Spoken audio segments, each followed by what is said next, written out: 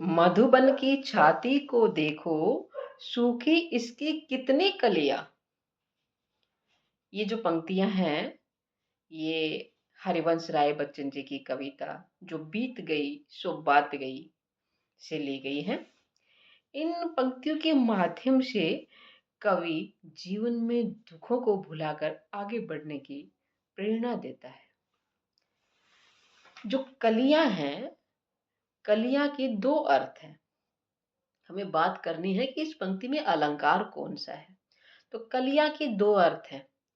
एक कली का अर्थ है कि फूल के खिलने से पूर्व की अवस्था, और दूसरा कली का अर्थ है यौवन से पूर्व की अवस्था। कवि कहता है कि मधुवन अर्थात बगीचा, इसकी छाती को देखो, अर्थात इसकी कितनी सारी कलियां खिलने से पूर्व ही मुरझा गई हैं, सूख गई हैं। ठीक उसी प्रकार जीवन में भी दुख के कारण मन की कलियां अर्थात खुशियां, यौवन सूख जाता है, मुरझा जाता है।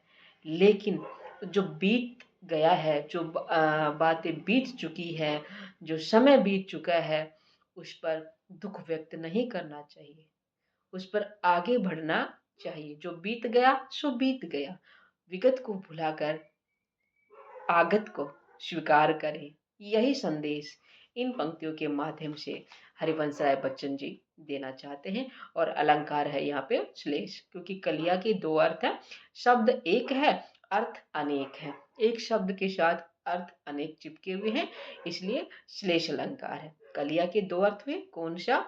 एक अर्थ है फूल से खिलने की पूर्व की अवस्था, और दूसरा है यौवन से पूर्व की अवस्था। तो मधुबन की छाती को देखो, सूख इसकी कितनी कलियां, अलंकार है श्लेष।